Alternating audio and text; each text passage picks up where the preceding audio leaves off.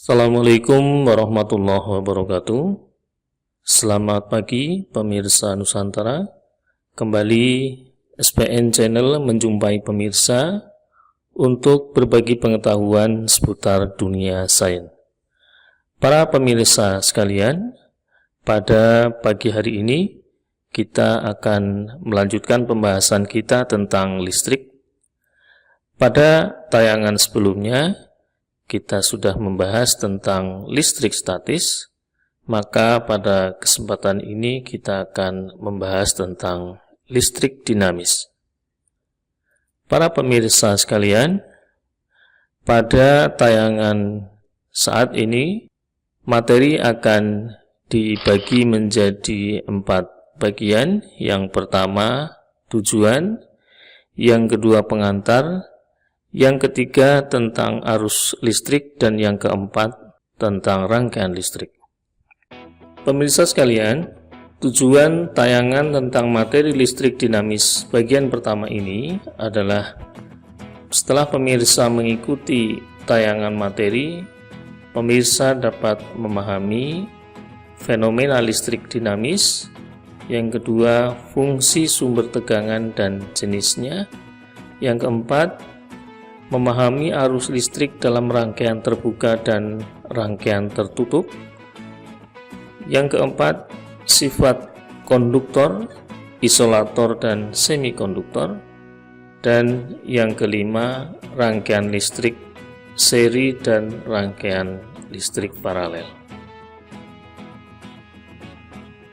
Listrik dinamis merupakan listrik yang disebabkan oleh aliran elektron melalui suatu penghantar. Pada materi sebelumnya tentang listrik statis, kita sudah mempelajari tentang adanya muatan listrik pada suatu benda dan bagaimana muatan listrik itu bisa melompat berpindah dari benda yang satu ke benda yang lain dikarenakan adanya perbedaan potensial. Pada listrik dinamis, kita akan membahas bagaimana muatan listrik itu mengalir melalui penghantar dari potensial yang tinggi menuju potensial yang rendah.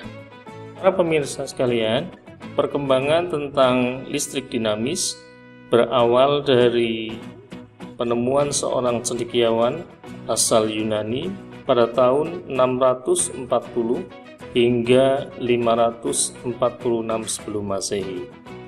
Seorang cendekiawan bernama Thales pada saat itu menggosok ember seperti resin kepada rambut kucing, dan akibat dari aktivitas itu terdapat beberapa rambut dari kucing itu menempel pada ember yang dia gosokkan. Dari sini temukan adanya fenomena bahwa ember yang digosok pada rambut kucing ternyata memiliki muatan listrik. Muatan listrik yang saat itu belum begitu dikenal. Kemudian peristiwa itu yang selanjutnya dikenal sebagai listrik statis. Penemuan listrik statis ini menjadi suatu inspirasi bagi ilmuwan-ilmuwan pada era-era berikutnya. Di antaranya adalah William Gilbert pada tahun 1733. Ia menyebutkan bahwa kejadian yang dialami oleh Thales adalah suatu fenomena elektrik. Selanjutnya pada tahun 1739, Charles Dupuy, seorang ilmuwan Prancis, mengetahui bahwa elektrik yang dimaksud terdiri dari kutub positif dan kutub negatif. Penelitian-penelitian berikutnya selanjutnya mendukung semakin berkembangnya listrik dinamis, seperti penemuan Alessandro Volta dengan elemen voltanya, kemudian penemuan-penemuan dari Christian Ørsted tentang adanya medan magnet di sekitar kawat arus listrik, kemudian penemuan Michael Faraday tentang elektromagnetik. Apalagi setelah ditemukannya lampu pijar oleh Thomas Alva Edison, maka perkembangan listrik dinamis semakin pesat hingga saat ini. Para pemirsa sekalian, listrik dinamis banyak kita manfaatkan dalam kehidupan sehari-hari, bahkan seolah-olah kita tidak bisa lepas dari kebutuhan listrik. Listrik yang kita manfaatkan dalam kehidupan sehari-hari adalah listrik dinamis. Seperti yang tampak pada ilustrasi di layar berikut, ada pemanfaatan kipas angin, lampu, kemudian tape recorder. Itu adalah bentuk-bentuk peralatan elektronik yang kita manfaatkan dalam kehidupan sehari-hari. Pemahaman kita tentang listrik dinamis diharapkan mampu menjadi pengetahuan yang menyebabkan kita bisa bersikap lebih bijak di dalam memanfaatkan listrik dalam kehidupan sehari-hari, seperti kita bisa hemat dalam penggunaan listrik, kemudian kita juga tahu tentang bahaya-bahaya penyalahgunaan atau pemanfaatan yang salah di dalam pemakaian listrik dalam kehidupan sehari-hari. Prinsip listrik dinamis di dalam pemanfaatannya pada alat-alat elektronik kita adalah menunjukkan adanya sumber tegangan sebagai sumber energi bagi listrik itu, kemudian energi itu mengalir menuju alat-alat yang kita manfaatkan. Para pemirsa sekalian, materi yang ketiga berikutnya tentang arus listrik. Aliran arus listrik pada suatu hambatan dapat terjadi karena adanya perbedaan potensial pada ujung-ujung penghantar. Ujung penghantar yang mengandung sedikit elektron disebut kutub positif, sedangkan yang banyak mengandung elektron disebut kutub negatif atau berpotensial rendah. Bagaimanakah aliran elektron dan arus listrik pada suatu rangkaian? Marilah kita lihat rangkaian listrik tertutup dan terbuka pada tayangan animasi berikut ini. Pertama, kita pasang sumber tegangan, dalam hal ini adalah baterai. Baterai ini akan kita atur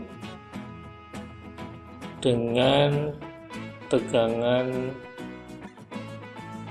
5 volt.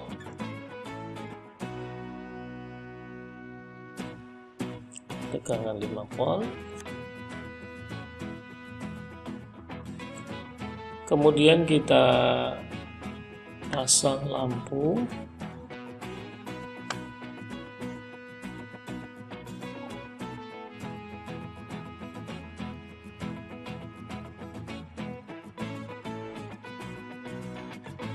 Kemudian kita sambungkan dengan, ini adalah saklarnya, ini kabel.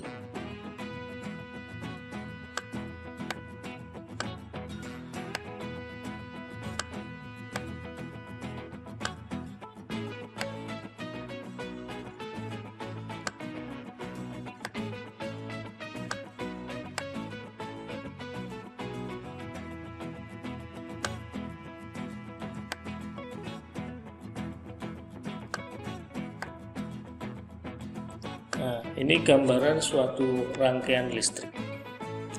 Namun pada rangkaian listrik ini elektron-elektronnya tidak mengalir karena ada bagian dari rangkaian yang terbuka. Rangkaian yang seperti inilah yang dinamakan dengan rangkaian tertutup, rangkaian terbuka. Pada rangkaian terbuka, arus listrik tidak mengalir di dalam rangkaian. Apabila saklar ini kita tutup, maka terjadilah aliran elektron aliran elektron mengalir dari kutub baterai negatif, dari kutub negatif menuju kutub positif, atau dari potensial rendah menuju potensial yang lebih tinggi.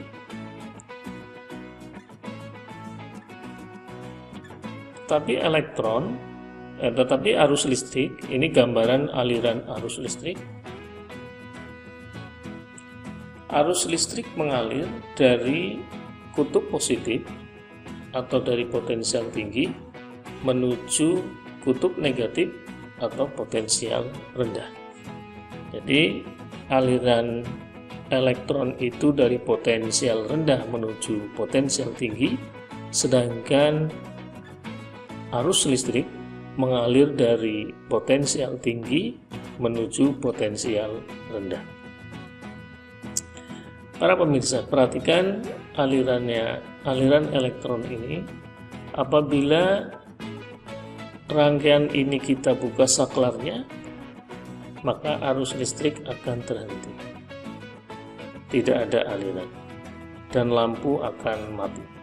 Apabila kita hubungkan saklarnya, maka kembali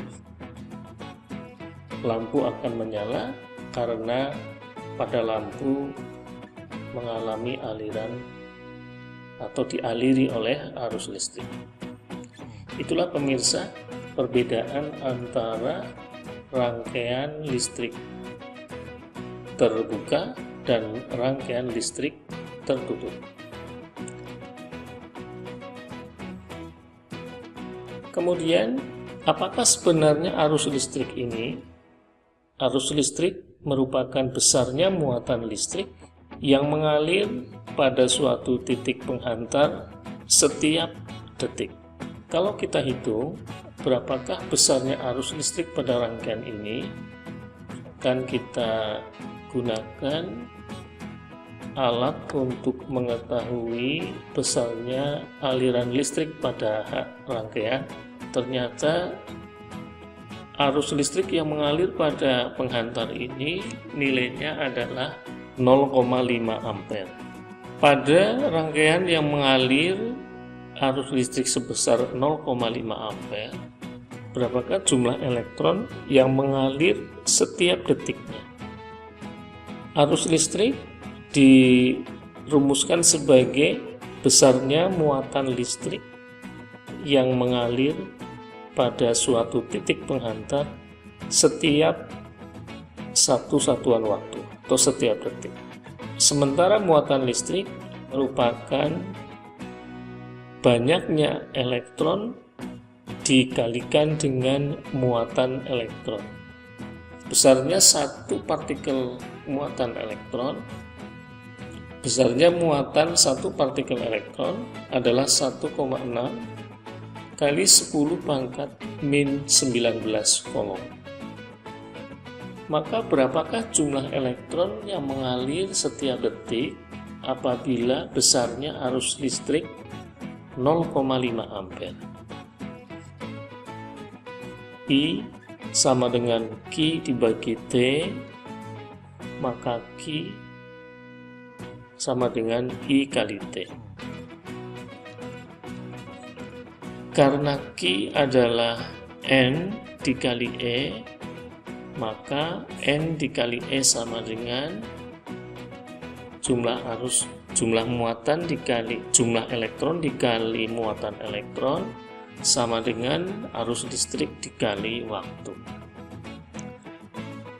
Sehingga jumlah elektron adalah arus listrik dikali waktu dibagi dengan muatan elektron.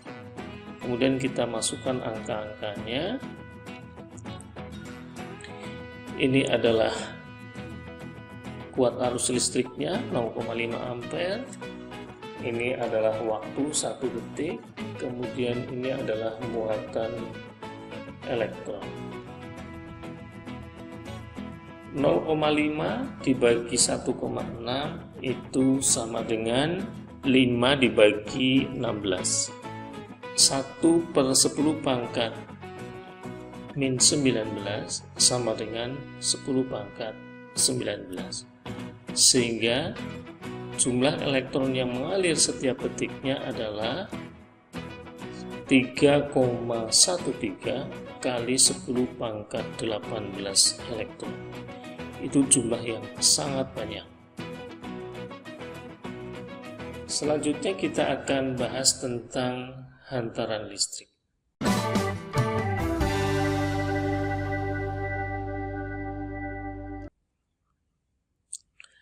Tadi sudah disebutkan bahwa pada listrik dinamis, elektron atau arus listrik mengalir pada suatu penghantar. Apakah semua bahan dapat dijadikan sebagai penghantar aliran arus listrik? Mari kita lihat pada pengujian sifat konduktivitas bahan pada animasi berikut ini. Pertama, kita siapkan rangkaian listrik seperti ini. Ini bagian ini yang akan kita gunakan untuk meletakkan bahan-bahan yang akan kita uji konduktivitasnya. Kemudian kita naikkan lebih dahulu voltase dari sumber tegangannya. Kita jadikan 15 volt misalkan. Kemudian kita coba uji pertama ini uang kertas. Apakah uang kertas ini mampu menghantarkan listrik? Ternyata tidak mampu menghantarkan listrik. Sekarang kita lihat berapakah hambatannya. Hambatannya sangat besar ini. Digambarkan ada 1 miliar ohm, sehingga tidak mampu untuk menghantarkan listrik.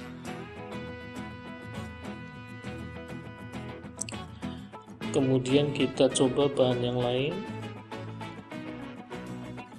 Nah, misalkan ini penjepit kertas.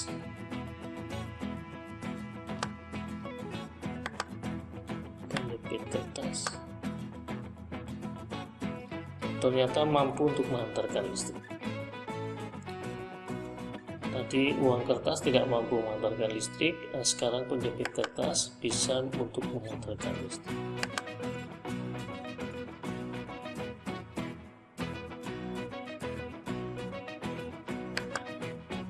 Berikutnya koin. Kita uji koin ini bisa nggak untuk menghantarkan listrik. Uang logam ini, koin atau uang logam, ternyata mampu untuk menghantarkan listrik.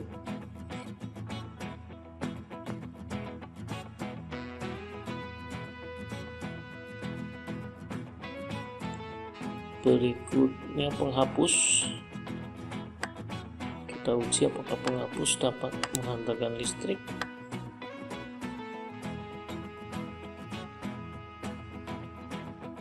Ternyata penghapus tidak mampu untuk mengalirkan arus listrik. Artinya elektron juga tidak mampu mengalir di sana.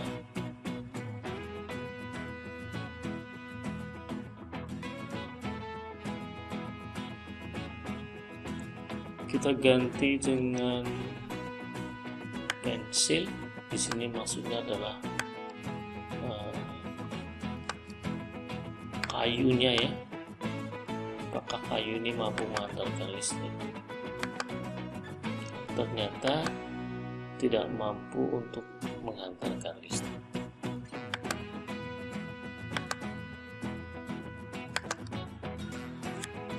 Jadi pemirsa, ternyata berdasarkan pengujian sifat konduktivitas bahan pada laboratorium virtual tadi, ternyata tidak semua bahan mampu untuk menghantarkan listrik.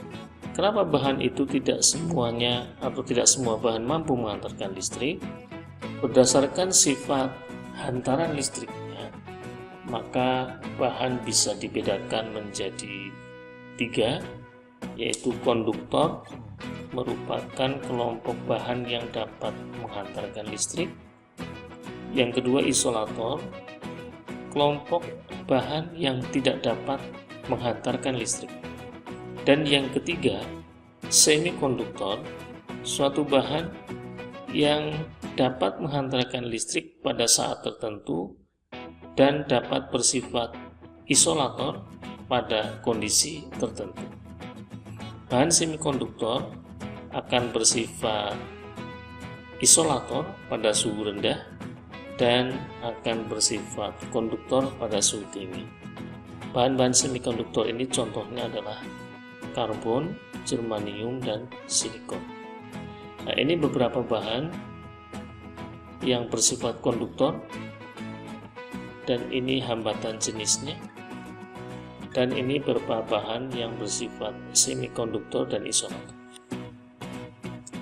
Para pemirsa sekalian, ternyata sifat konduktivitas bahan itu sangat ditentukan dengan nilai hambatan yang dimiliki oleh bahan tersebut. Semakin besar nilai hambatan yang dimiliki oleh suatu bahan, maka bahan tersebut akan semakin bersifat isolator. Faktor-faktor yang mempengaruhi hambatan dari suatu bahan diantaranya adalah nilai hambatan jenis yang dimiliki oleh bahan-bahan tersebut. Kalau kita perhatikan, bahan-bahan yang bersifat konduktor ini memiliki hambatan jenis yang sangat rendah jika dibandingkan dengan bahan-bahan yang bersifat isolator. Dari kelompok bahan konduktor ini, yang memiliki sifat konduktor paling tinggi jika dilihat dari hambatan jenisnya adalah bahan dari perak yang nilai hambatan jenisnya 1,59 kali 10 pangkat -8. Yang kedua adalah tembaga. Nah, karena sifat konduktivitasnya yang baik inilah, maka perak dan tembaga sangat baik untuk dimanfaatkan sebagai penghantar. Namun dalam kehidupan sehari-hari, kita lebih banyak menemukan tembaga sebagai penghantar karena dinilai memiliki harga yang lebih murah untuk dimanfaatkan sebagai penghantar, walaupun nilai hambatan jenisnya lebih tinggi jika dibandingkan perak, namun masih bersifat sebagai penghantar atau konduktor yang baik.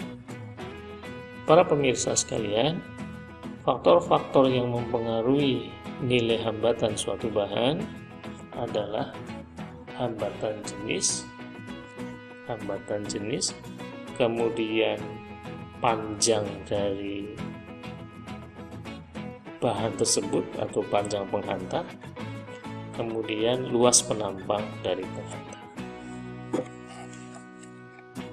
Di sini nampak hubungan bahwa hambatan berbanding lurus dengan hambatan jenis dan panjangnya, dan berbanding terbalik dengan luas penampang. Bisa digambarkan bahwa hambatan pada suatu bahan, kalau kita ibaratkan arus listrik itu seperti kendaraan, maka penghantar ini bisa diibaratkan adalah jalannya. Kalau semakin banyak hambatannya, maka arus ini akan semakin lambat mengalirnya. Mari kita buktikan. Misalkan penghantar ini hambatannya kita ubah, ini hambatannya kecil. Kalau kita coba hambatannya kita naikkan, maka arus listriknya akan berkurang kecepatannya. semakin berkurang hingga suatu saat berhenti atau hambatannya terlalu tinggi sehingga tidak mengalir, maka lampunya akan bisa mati. Nah, tapi ini masih mengalir. Selama arus listrik masih mengalir, maka lampu masih bisa menyala.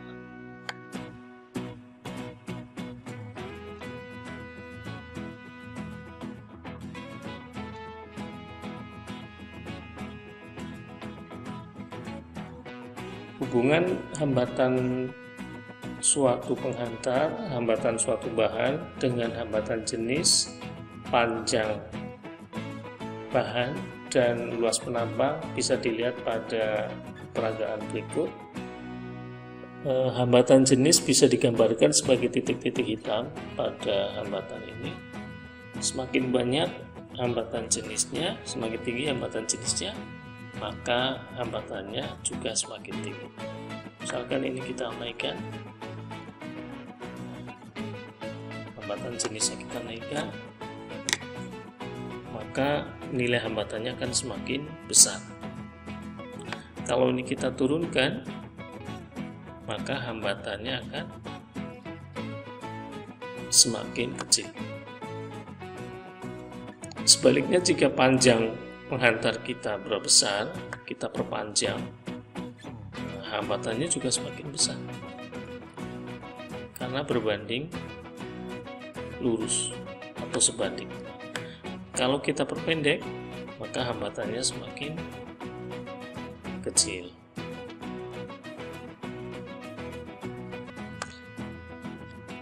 Selanjutnya tentang luas penampang. Kalau penampangnya diperluas, maka hambatannya semakin kecil. Baliknya, jika kawatnya diperkecil, maka hambatannya semakin besar. Nah, ini hubungan nilai hambatan dengan panjang penghantar, hambatan jenis, dan luas penampang. Berikutnya kita bahas tentang rangkaian listrik. Pertama, kita akan bahas tentang hukum Ohm. Demikianlah pemirsa sekalian, pembahasan kita tentang listrik dinamis bagian pertama. Nanti akan kita lanjutkan listrik dinamis bagian kedua. Kita akan membahas tentang GGL dan tegangan jepit. Kurang lebihnya mohon maaf. Kita berjumpa pada tayangan video berikutnya. Assalamualaikum warahmatullahi wabarakatuh.